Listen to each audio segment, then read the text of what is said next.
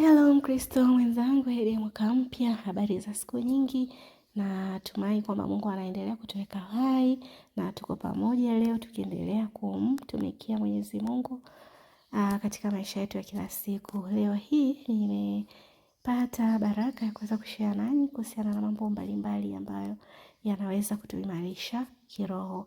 Kuna vitu 10 ambavyo Mkristo anapaswa kuwa navyo kwa ajili ya ulinzi wa kiroho wa kila siku. Basi hivi ni vitu ambavyo nimependa kushare nanyi leo kwa ajili ya uimara wa roho zetu kila siku.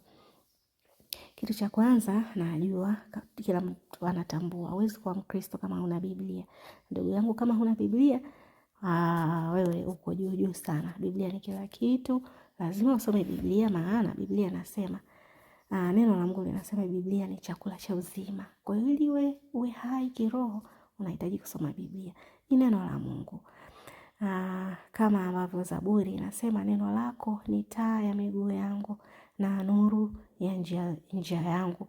Kwa Biblia, ndugu yangu, ni chakula kwa ajili ya kiroho. Lazima usome kila siku. Huwezi ukategemea mchungaji wako au kiongozi wako yote wa kiroho padri akusomee.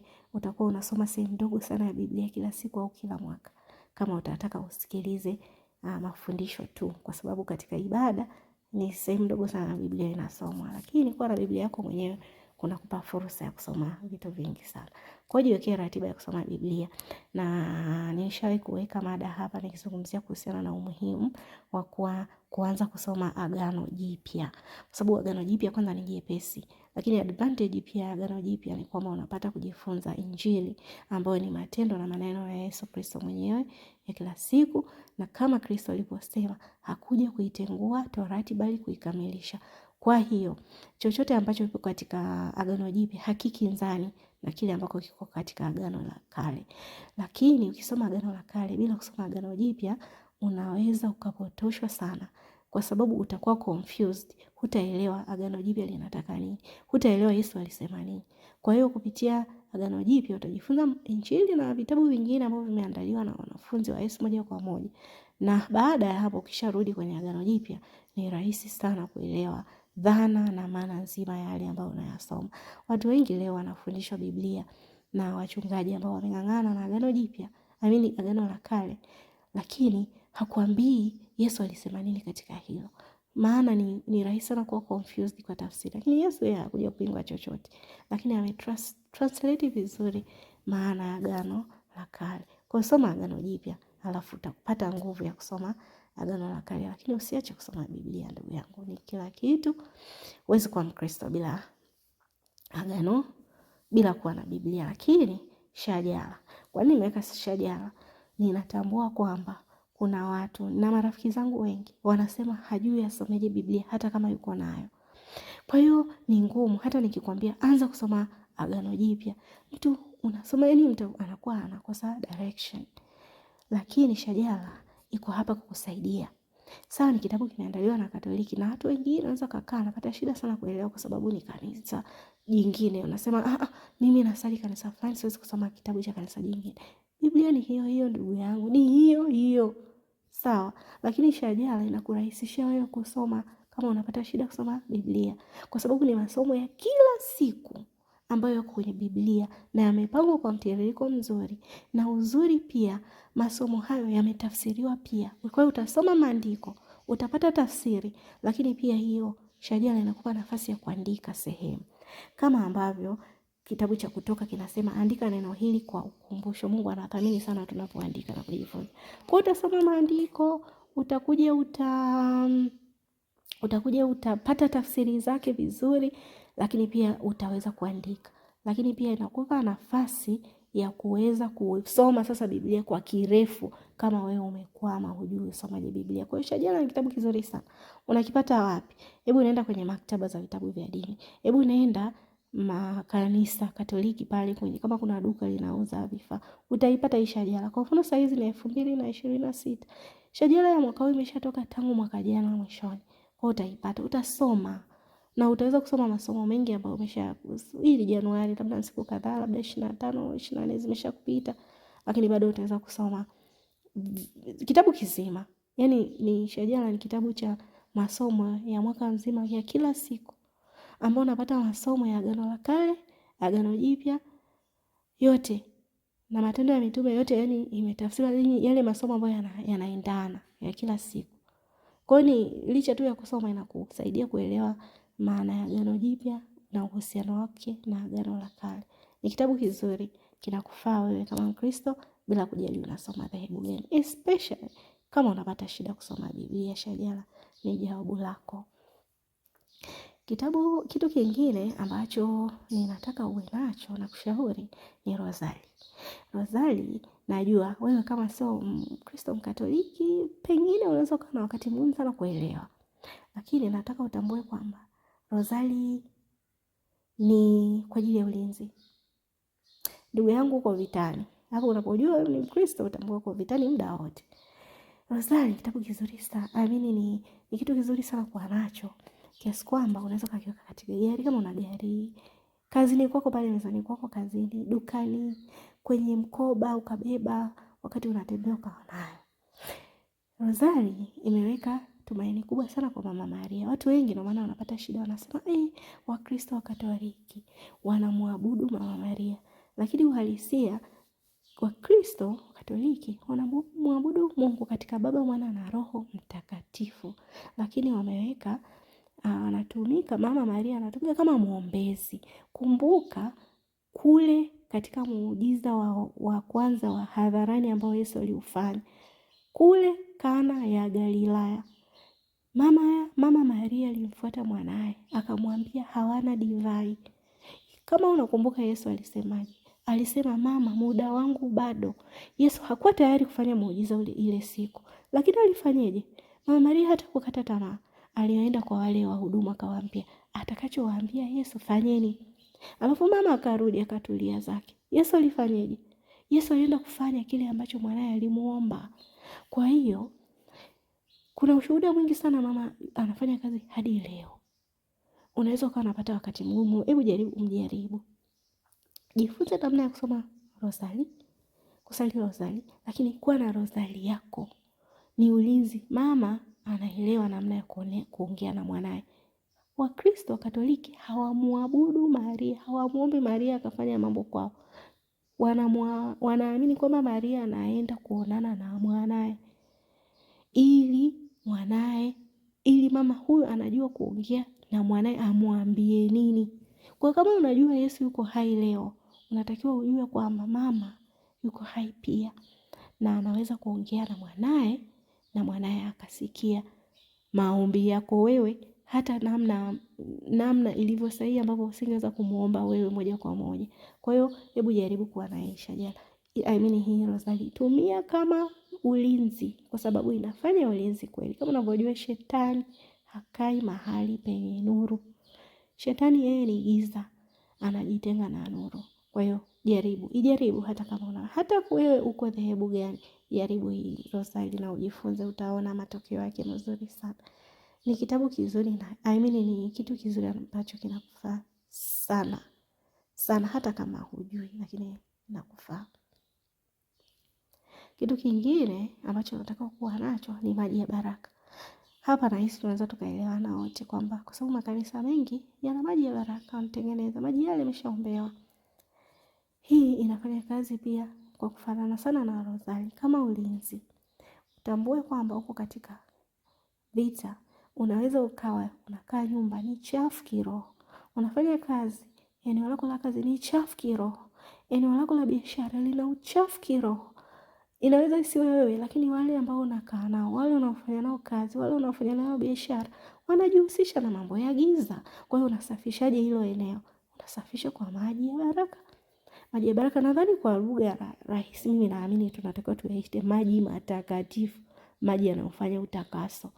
Lakini tumeshazoea maji ya baraka. Okay, sawa, yanatia baraka, lakini yanaondoa nuksi na uchafu maeneo ya biashara, na utaweza kuona mambo mengi yanakaa vizuri. Mimi binafsi naweza kushare ile zamani sikuwa nikiamini kwamba nahitaji maji ya baraka. Kwa mfano nyumbani, nilikuwa nakaa tunaweza kuamini naweza kufanya sala na nini, lakini sasa zinaweza kufanya sala eneo hilo je ni safi, na wako Roho Mtakatifu anaweza kweli kukaa sehemu hiyo. Unasafisha nyumba inang'aa physically, lakini je kiroho inang'aaje? Ni kupitia maji ya baraka. Kwa hiyo ukiyasafisha, ukiitia maji ya baraka nyumbani kwako, tayari umeshapasafisha kiroho, yes, kwamba unakaa sehemu ambayo iko salama, unafanya kazi eneo liko salama, unafanya biashara eneo liko salama, na hakuna nguvu za giza zinazoweza kuzidi nguvu ya maji ya baraka. Usiatilie, usiadharau. Kwa unaweza kama umekaa unawaza unapata wapi maji ya baraka. Mimi naweza nikakuhakikishia makanisa yote Katoliki, ukienda pale kwa mlinzi mwambie nahitaji maji ya baraka, atakuonyesha wapi utayapata, au atakuchotea kupatia. Yachukua hayo maji, haijalishi una imani gani, hata kama ni Muislamu, hata kama ni dini gani. Tumia hayo maji, safisha hilo eneo. Hakuna ni kuweka imani, yani yale maji amini kwamba yamewekwa, yanaweza kutakasa eneo ambalo unataka kulitakasa, na utaona matokeo kabisa, na kuhakikishia. Kwa hiyo na ninaamini kitu kingine ambacho mimi naamini, maji yanatakiwa yapatikane bure, kwa sababu hatupaswi kufanya biashara kwa kutumia jina la Yesu, ikiwa ni pamoja na maji. Maji yanatakiwa yapatikane bure tu. Yanahitaji watu ambao wanaweza kutakasa hayo maji, na wengine wa dhambi na wadhaifu tukayatumia na kujitakasa nayo, kwa sababu tayari tunao watu ambao wamebarikiwa kufanya hivyo. Basi wanafanya hivyo kwa ajili yetu, ili tuweze kuwa salama katika maisha yetu ya kila siku. Kwa hiyo takasa nyumba yako, takasa biashara yako, takasa safari pia. Hebu jitakase unapokuwa unasafiri. Lakini jitakase wakati wa kulala au chumba chako cha kulala. Lakini pia mtakase mtoto wako, umbariki. Kabla labda mtoto amezaliwa, watu wanataka uje kumuona, unamlindaje mtoto wako? Au hata watoto wakiwa wanalala usiku, nani anawalinda? Unahakikishaje watoto wanawekwa mbali na roho wabaya au mgonjwa? Au pia wakati wa kusali. Haya maji ya baraka yanafanya kazi katika hayo maeneo yote. Lakini pia una usafiri. Unabariki vipi usipate Mungu umekubariki umepata usafiri, gari, pikipiki, baiskeli. Unaibariki vipi isikuletee ajali njiani? Ni katika kuitakasa kwa maji ya baraka. Unaweza kutembea nayo, au ukasafisha gari, ukaisafisha pia na gari yako kwa maji baada ya kuisafisha vizuri. Lakini pia kuna wakati unatembelewa na wageni, unaona kabisa moyo wako unakuwa mzito, au unatambua kabisa kwamba huyu mtu anajihusisha na masuala ya nguvu za giza, usio mtu safi. Safisha nyumba yako kwa maji ya baraka kabla hawajaingia, lakini akitoka pia safisha kwa maji haya ya baraka. Maji ya baraka yana nguvu kubwa sana kweli. Lakini pia maeneo ya kazini kwako, safisha meza yako ili uondoe mikosi na mapepo na balaa na nguvu za giza ambazo watu wengine huenda wanafanya katika maeneo kama hayo. Na kitu kingine ambacho natakiwa uwe nacho ni msalaba. Ndugu yangu, wewe ni Mkristo, si ndio? Kwa nini unajiita Mkristo? Mkristo kwa sababu umekombolewa kwa damu ya thamani ya Bwana wetu Yesu Kristo. Kwa msalaba ni ishara ya utakaso wako, ishara ya ushindi wa Kristo juu ya dhambi zako na kifo chako cha milele. Yaani unakombolewa na damu ya Kristo. Msalaba ukiutazama unakupa picha ya utakaso wako, ya wokovu wako. Ni msalaba kwa sababu Yesu alipoteswa, akasulubiwa, akafa pale msalabani, ndio alimaki wokovu wako. Na alipofufuka alikuja akatuonyesha amemshinda Shetani. Kwa hiyo kwa nini uonee haya msalaba? Ndugu yangu, Biblia imesema sana wewe kubeba msalaba wako na ujitwike umfuate Kristo. Kwa nini upate shida kwa msalaba? Yaani wewe display msalaba mkubwa sana nyumbani kwako, ili ukiutazama tu sema yes, pale msalabani niliokolewa. Yaani ni ukumbusho wa ushindi wako. Haimaanishi ule msalaba unauabudu. Hatuabudu msalaba, tunaabudu Baba katika tunamwabudu Mungu katika Baba, Mwana na Roho Mtakatifu, lakini msalaba ni ukumbusho wa ushindi wako. Kwa kila saa ukiona unajua nilishinda, nilishashindaniwa, nikashinda. Yesu alinishindia. Kwa hiyo usione haya kuonyesha Ukristo wako nyumbani kwako, sebuleni kwako, eneo lako la kazi, eneo lako la biashara. Anyway, kazini inaweza ikawa labda ofisi ikasema hatutaki msalaba, lakini kazini kwako ndugu yangu, Hebu weka msalaba, waambie watu mimi nimekombolewa kwa damu ya thamani ya Bwana wetu Yesu Kristo. Hata wewe unavyoona, ukipiga jicho pale unasema hakika Yesu alinikomboa kwa damu yake.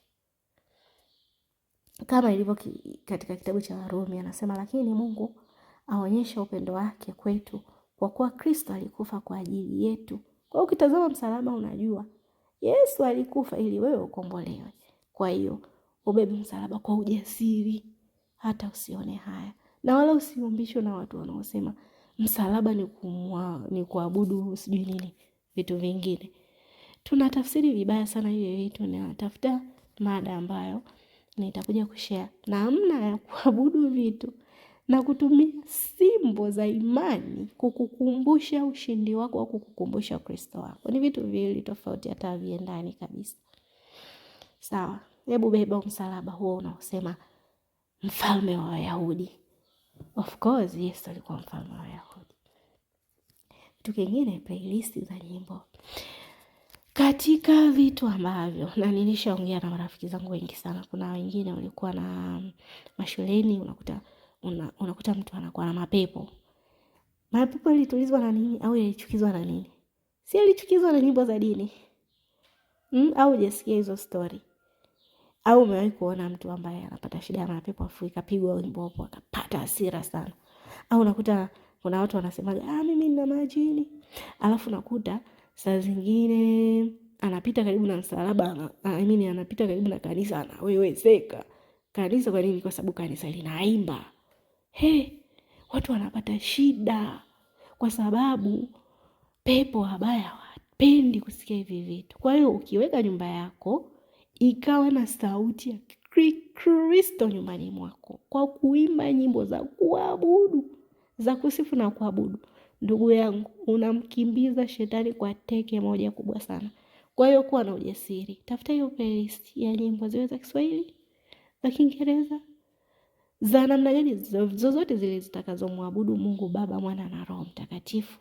Unamfukuza pepo na wewe mwenyewe unaimarika kiimani, kwa sababu ni kuimba ni kuabudu mara mbili. Kwa hiyo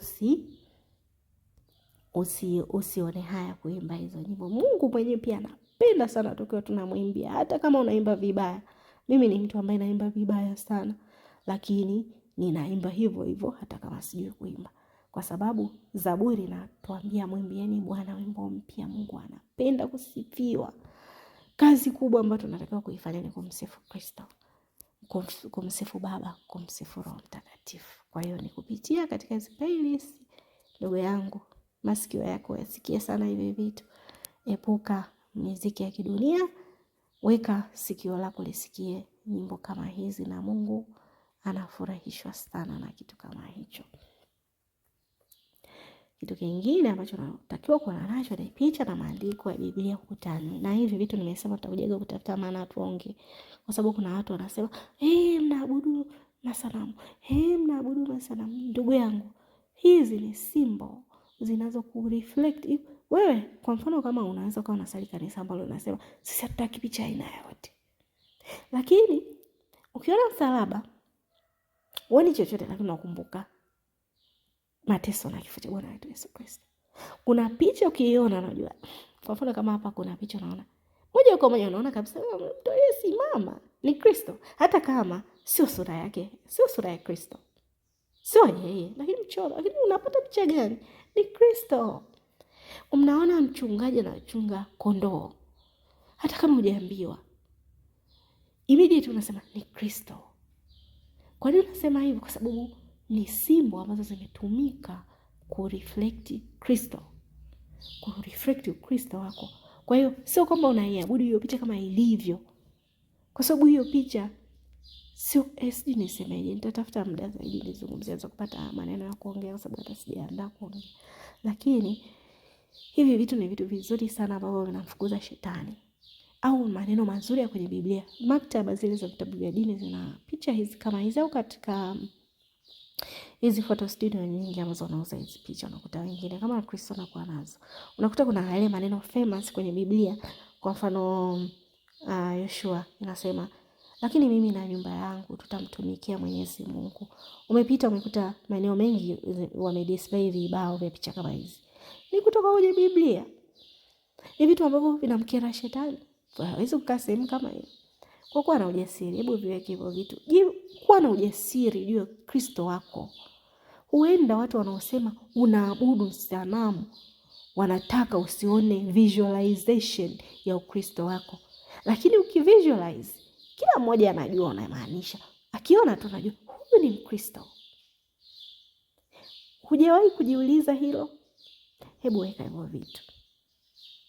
Mungu mwenyewe anasema, na maneno haya yatakuwa katika moyo wako. Yaandike katika miimo ya nyumba yako. Ni kupitia katika Kumbukumbu ya Torati. Mungu mwenyewe anataka tu display Ukristo wetu. Kwa hiyo tafuta vitu ambavyo hutakuwa na haya ya kuonyesha Ukristo wako. Na mtu akiona atasema huyu ni Mkristo, proud na Ukristo wake. Na utaimarisha imani yako. Lakini kitu kingine ni chumba useme kufanya maombi au ibada. Hapa ni kwa nyumbani. Kuna wakati, na mimi hicho ni kitu ambacho nimepitia sana. Unakuta labda unataka usome Biblia. Hata hujui Biblia iko wapi. Unataka usali, hata hujui usali ukae wapi. Yaani unakaa tu mahali popote. Lakini wewe kufikiria kuwa na sehemu ambayo ukiona unataka kuongea na Mungu, nenda straight ile sehemu. Kuna watu nimejua wamejenga nyumba zao na wameweka chumba kabisa cha sala. Lakini sio kila mtu anaweza kuwa na chumba cha sala. Labda wengine tunaishi katika nyumba za kupanga, hatuna nyumba, tunakaa nyumba ndogo. Nyumba ni sehemu ndogo sana, tumejibana hivyo, lakini haikuzui. Tafuta tu sehemu maalum utaweka vitu vyako vyote vya kiimani, Biblia, maji ya baraka, msalaba, sijui kila kitu chochote ambacho unakitumia kwa ajili ya ibada na kusali. Kiasi kwamba ukijisikia unataka kuongea na Mungu unaenda pale unakaa. Hata kama ni kukaa chini, hata kama una meza moja na kiti kimoja, vyovyote vile kulingana na uwezo wako. Weka hivyo vitu hapo. Weka hivyo vitu hapo. Na hutaweza kupata ile distraction ya kwamba ukashindwa kufanya hicho kwa sababu kuna kitu kinakosekana. Unataka maji ya baraka, sasa Mungu wangu simeweka wapi maji ya baraka? Unaweza kutafuta mara umeshaacha unakata tamaa. Lakini hujue kwamba ni shetani anakudhoofisha. Ukiwa na eneo tayari unaenda moja kwa moja pale unakaa, unaongea na Mungu wako. Unasoma Biblia kirahisi. Kwa hiyo tafuta hilo eneo bila kujalisha lina udogo kiasi gani. Kitu kingine ambacho ni maalum kwa ajili ya wanawake ni nguo, mavazi ambayo yanaweza kukufanya ukawa tayari kushiriki mambo ya kiroho na kikanisa wakati wote mahali popote.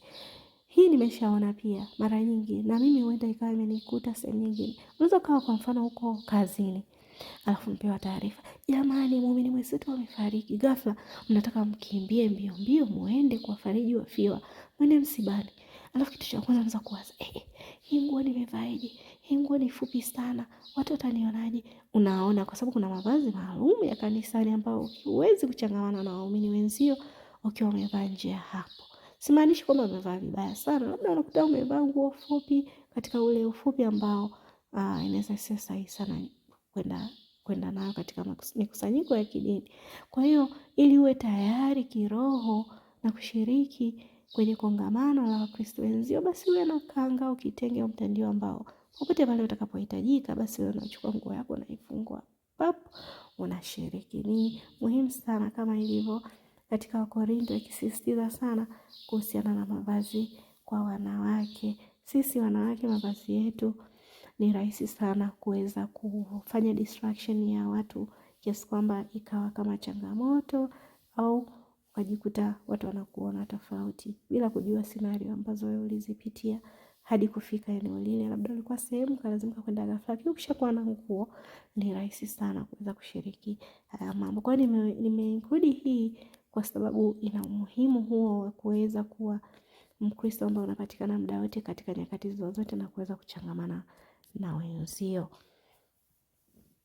Na kitu kingine ambacho ni cha mwisho ni Biblia au application ya Biblia ndogo kwa ajili ya kukusaidia kusoma Biblia mahali popote. Lakini ukiangalia kwenye picha nimeweka kama kiulizo, ukiangalizwa utadhani. Kwa nini? Hili ni kwa ajili ya application. Saizi nataka nikufumbue macho, kuna Biblia nyingi sana ambazo zimetengenezewa hapo. Yaani ukienda kwenye Play Store kama unatumia Android, ukagoogle Biblia, utakutana na application nyingi sana hata kwa lugha ya Kiswahili zipo, Biblia zimeingizwa humo, lakini ninakupa tahadhari kwa sababu nimeona kwa macho yangu kati ya hizo application, na katika hapa moja wapo ambazo nime screenshot kwenye hii picha, nyingine ni Biblia ambayo sio sahihi. Ni Biblia kukupotosha kiasi kwamba ina maneno hata hayapo kwenye Biblia. Ipo pale kukupotosha kabisa. Hii katika kutafuta kwangu kusoma Biblia, ndugu yangu, nilikutana na vitu vya ajabu sana kwenye Biblia moja kwenye application. Kwa hiyo kama utadownload app ambayo ni nzuri ikakufanya kusoma Biblia mahali popote kupitia simu yako, ni jambo zuri sana. Lakini nakushauri mtafute kiongozi wako wa kiroho. Awe ni padre, au ni mchungaji, au ni kiongozi yote wa kiroho kanisani kwenu, akakwambia hii app ni nzuri. Hebu jaribu kupata ushauri kwa watu wengine, kwa sababu kuna app ambazo zitakupotosha kabisa. Nimewahi kudownload application ambayo nimekuja kukompea na Biblia, niliogopa mpaka nywele zikasimama kichwani kwa sababu sikuamini ninachokiona. Kwa hiyo kuna watu wametengeneza app wakiziita Biblia, lakini zinawapotosha Wakristo. Kwa hiyo, lakini zipo app nzuri kabisa ambazo ziko Biblia imenyoka vizuri kabisa. Vizuri kabisa na kwa lugha ya Kiswahili kabisa. Yaani zipo app. Biblia ni moja ya vitabu ambavyo vimetengenezewa application, nadhani kuliko kitabu kingine chochote kile. Sidhani kama kuna kitabu kina app kama Biblia. Kuna maapp kibao na sijui kwa nini. Lakini mengine ni ya upotoshaji. Ya upotoshaji kabisa. Kwa hiyo kama utadownload hapo, omba ushauri kwa watu, wakwambie hii hapo ndio inafaa. Hii ni app ya Biblia ambayo ni sahihi.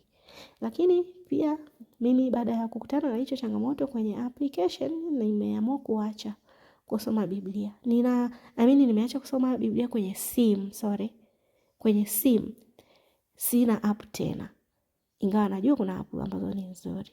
Lakini pia nina app nyingine kabisa ambayo inanipa masomo ya kila siku ambayo imeandaliwa na watu ambao ninawaamini sana. Ni kitabu kizuri sana. Napata masomo ya kila siku, ni app nzuri kabisa ambayo inanipa notification kila siku. Iko kama shajara. Lakini mimi nina opt kuwa na Biblia ndogo, ile Agano Jipya. Kabiblia kadogo sana. Kwa hiyo nikiwa bored au nikiwa maeneo fulani ambapo unakuta kuna story watu wanasema, watu wanafanya majungu nini, ili kujitoa ili nisishiriki au mazungumzo hayo mambo ambayo sasa nachukua ka Biblia kangu nzuri. Nashukuru sana na rafiki yangu mmoja alinipa kazawadi Biblia kadogo, nakapenda sana. Kadogo sana kiasi kwamba nikiweka kwenye mkoba kanakaa, yani ni kadogo hata kuliko wallet. Kadogo sana, yani kama nikisema nusu ya wallet pia nimezidisha. Ni kadogo sana, labda labda ni 1/3 ya wallet ya kawaida ya mwanamke. Kwa hiyo ni kadogo kepesi, kanabebeka mahali popote na kwa nasoma. Lakini sikuutishi kudownload app ya Biblia. Ingawa nimeona niweke hichi kwa sababu watu wengi leo wanasoma Biblia kwenye simu. Yaani Mungu wangu, kwa makini. Hebu naomba uwe makini. Mimi nishasoma sana, nikakompea, na nishawahi kuongea na rafiki yangu nikamwambia naomba nifungulie mstari fulani. Akagoogle, afu tukalinganisha. Kilichokuwa kimeandikwa kwenye simu ni tofauti na kilichoandikwa kwenye Biblia niliyochukua mimi kanisani. Kwa hiyo nikamwambia uwe makini, na yeye alikuwa hajui. Baadaye akashtuka sema, kwa nini imekuwa hivi? Yaani unajua ule mstari wote ulikuwa umepotoshwa kabisa. Umetwistiwa katika kiasi cha kwamba maana yake imepotea. Kwa hiyo unatakiwa makini sana kama unasoma Biblia. Usije ukaweka imani yako kusoma kwenye Biblia kwenye simu na ukasema ni kila kitu na ukashindwa kukompea. Tafuta sosi sahihi ambayo utakuwa unaisoma. Kama unataka kusoma kwenye simu, tafuta sosi halisi na ambayo utakuwa unaisoma hiyo tu, bila kuchanganya kutoka kwenye madude mengine ambayo yanaweza kukupotosha sana. Jamani, ni mambo mengi sana ambayo tunatakiwa kuwa nayo kwa ajili ya kulinda roho zetu. Hii ni baadhi ya vitu ambavyo nimeona ni muhimu kwetu kuwa navyo, kwa sababu vitu hivi vitakuimarisha kiroho katika maisha yako ya kila siku. Kama nilivyosema, vita yetu sisi na shetani ni kila siku, kwa lazima ujiimarishe kila siku. Kwa hiyo hivi vitu ni silaha za kupambana na adui muovu shetani. Kwa roho yako inaangamizwa na shetani. Kwa hiyo soma Biblia kama inavyosema katika Waefeso 6. Anasema vaeni silaha zote za Mungu mpate kuzipinga hila za shetani, kwa maana kushindana kwetu sisi si juu ya damu na nyama, bali ni juu ya falme na mamlaka, juu ya kuu wa giza hili, juu ya majeshi ya pepo wabaya katika ulimwengu wa roho. Kwa hiyo utambua kama Mkristo uko kwenye vita muda wote. Lakini pia Wakorintho anatukumbusha kwamba kesheni, simameni imara katika imani. Kesheni ni lugha inayotafsiriwa kuonyesha kwamba unatakiwa uwe constantly unafanya hivyo vitu bila kuacha. Lakini pia Petro anatuambia kaeni macho, adui yenu Ibilisi kama simba aungurumaye huzunguka akitafuta mtu ameze. Mpingeni mkiwa thabiti katika imani. Kwa hiyo unaona namna imani ambavyo Biblia inathibitisha unatakiwa ilinde imani yako. Usiache imani yako ikayumbishwa. Lakini pia katika Luka, ambayo ni maneno ya Yesu Kristo mwenyewe, anasema mtu yeyote akitaka kunifuata na ajikane mwenyewe, ajitwike msalaba wake kila siku, anifuate. Kwa hiyo unaona hapo ulazima wa kuwa imara katika imani kila siku. Hivi vitu 10 ambavyo nimeshare na wewe vitakusaidia sana kubaki katika mstari ili usipotee. Imani haitakiwi kushtukizwa. Imani haitakiwi kuwa ni Jumapili tu, eti kwa sababu unaenda kanisani Jumapili. Inatakiwa imani ni maisha ya kila siku popote ulipo. Kwa hiyo unatakiwa uwe aware na ulinzi wako wa kiroho mahali popote utakapokuwa, kama nilivyoshare ni mahali popote, nyumbani, kazini, kokote utakapokuwa, safarini. Basi hivi vitu 10 vitakusaidia sana katika kuimarisha imani yako. Naomba uendelee kuwa nami, unaweza kushare, kusubscribe hii video na ucomment uone, niambie umejifunza nini na unataka kushare nini katika somo la leo, na unifollow tafadhali kama sehemu ya kuonyesha kwamba unajali kile ambacho ninashare na kwamba tuko pamoja katika hii safari ya imani, na kwamba sisi sote tuweze kumuona Kristo na katika ile hali ya wokovu. Kama tunavyojua duniani tunapita, mwisho wa siku tutapaswa tu kufesi kile ambacho kiko. Ni lazima tuje tukifesi ambacho ni kukutana na Kristo mwenyewe na kujua katika maisha yetu yanaweza kutupa tulivu na nini maisha duniani. Kwa hiyo kuimarisha roho ni moja ya njia pekee, naweza kusema njia pekee ya kuweza kuvuna zile pointi ambazo tunahitaji kumuona Kristo na wokovu wake wote ambao ametuahidi sisi wanadamu. Asante, nikutakie siku njema, nikutakie muda mwema, nikutakie kila laheri katika maisha yako ya kiroho. Asante.